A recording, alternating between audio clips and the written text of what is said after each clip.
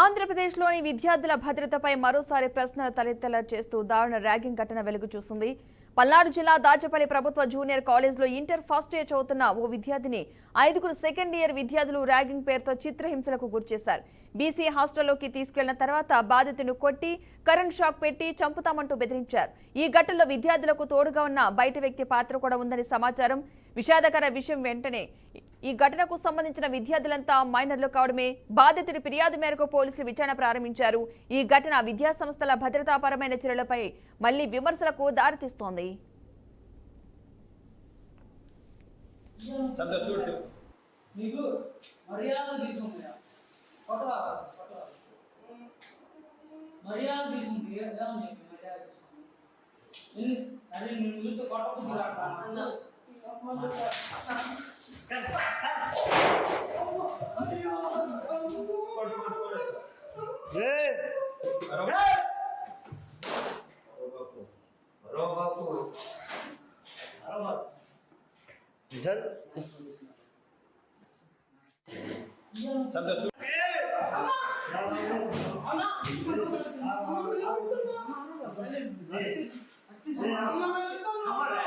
Video काट रहे मार चुदी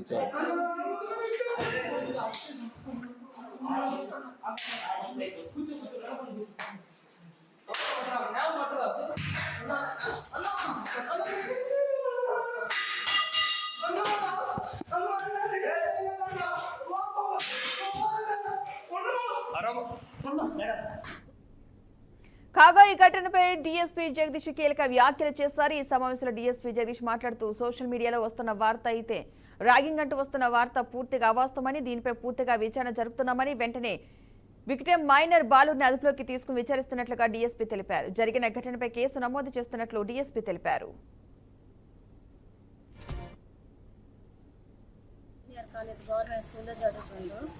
ఒక 4 రోజుల నుంచి వాళ్ళు గొడవ చేస్తారంట పెద్ద పిల్లలని.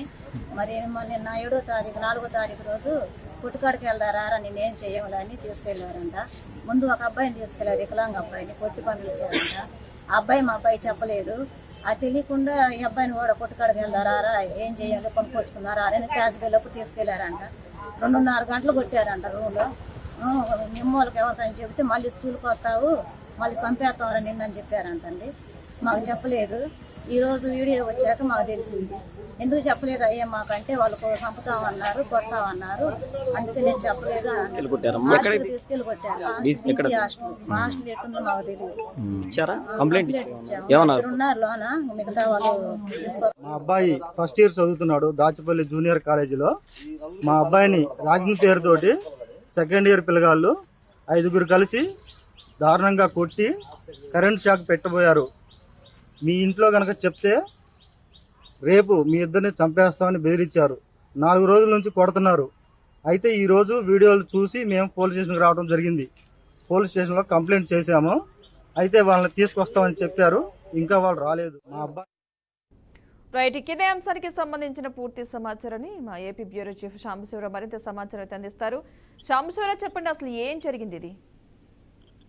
మొత్తంగా చూసుకోవచ్చు, Palnadu Dachepalli inter first year విద్యార్థిపై ర్యాగింగ్ కలకలం అయితే లేపిందని చెప్పుకోవాలి. ఎందుకంటే మనం ముఖ్యంగా చూసుకోవచ్చు పెద్ద స్థాయిలో కూడా ఇప్పటి వరకు ఎప్పుడు కూడా ఇంటర్మీడియట్ స్థాయిలో ఎక్కడ కూడా మనకి ర్యాగింగ్ జరిగినటువంటి దాఖలాలు లేవు. ఎప్పుడు కూడా మనం డిగ్రీ స్థాయిలో కానీ ఇంజనీరింగ్ అదేవిధంగా మెడికల్ స్థాయి విద్యార్థులు ఇటువంటి ర్యాగింగ్ చూస్తూ ఉంటాం. కానీ ఇక్కడ ఆ వయసులోనే ఒక ఇంటర్ ఫస్ట్ ఇయర్ చదువుతున్నటువంటి విద్యార్థిని అదే కాలేజీలో ఉన్నటువంటి 5 సెకండ్ ఇయర్ విద్యార్థులు దారుణంగా అక్కడ బీసీ హాస్టల్లోకి తీసుకెళ్లి కొట్టి మరీ కరెంట్ షాక్ పెట్టి అతన్ని బెదిరింపులకు గురి చేసినటువంటి విజువల్స్ చూస్తుంటే ఒక్కసారిగా అసలు ఎటుపోతుంది సమాజం అనేది అర్థం కాని పరిస్థితి అని చెప్పుకోవచ్చు. ఆ వయసులో వాళ్ళు ఈ రకంగా ప్రవర్తిస్తున్నారంటే ఖచ్చితంగా వాళ్ళకి కౌన్సిలింగ్ అవసరం అనేది అక్కడ కనబడతా ఉంది. అయితే ఇదంతా కూడా బయట వ్యక్తి సహాయంతో ర్యాగింగ్ చేసినట్లుగా తెలుస్తా ఉంది.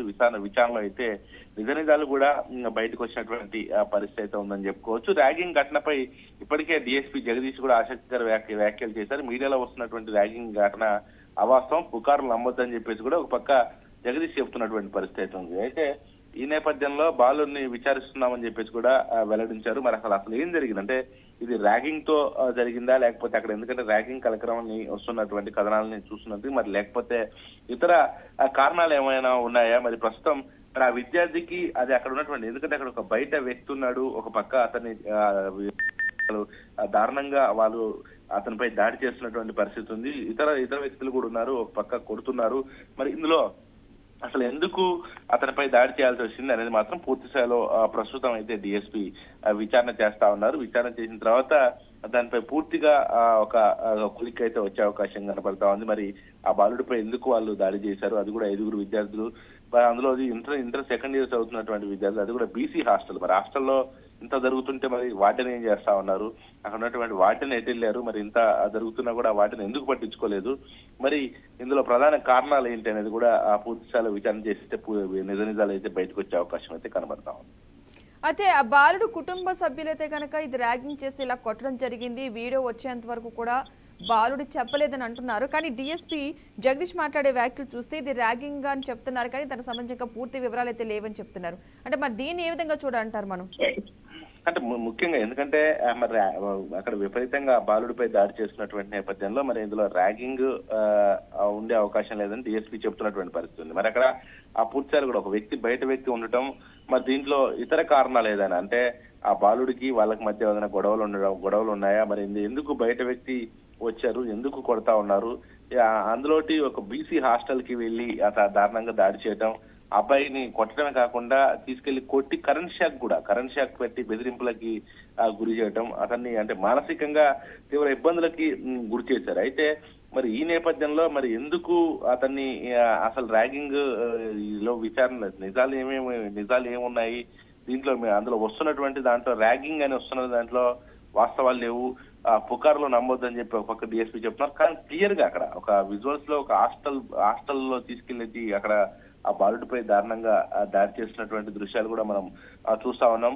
మరి ఇందులో ఎంతవరకు వాస్తవాలు ఉన్నాయి, మరి ఎందుకు ఈ బాలుడిని అక్కడ ఒక 5 కలిసి దారుణంగా కొట్టాల్సిన పరిస్థితి వచ్చింది, ఒక పక్క మరి ఇంకా బయట వ్యక్తి అందులో ఎందుకు వచ్చారు, అదేవిధంగా ఒక హాస్టల్లో ఇంత సంఘటన జరుగుతుంటే మరి హాస్టల్ వాటిని ఏం చేస్తా ఉన్నారు, బయట వ్యక్తి ఒక ఎందుకంటే బయట వ్యక్తులు హాస్టల్లోకి వచ్చినప్పుడు అక్కడ ఉన్నటువంటి హాస్టల్ సిబ్బంది ఏం చేస్తున్నారు, ఇవన్నీ కూడా పూర్తిసారి విచారణ జరగాల్సిన అవసరం అవుతుంది. Right, thank you Sambasivarao.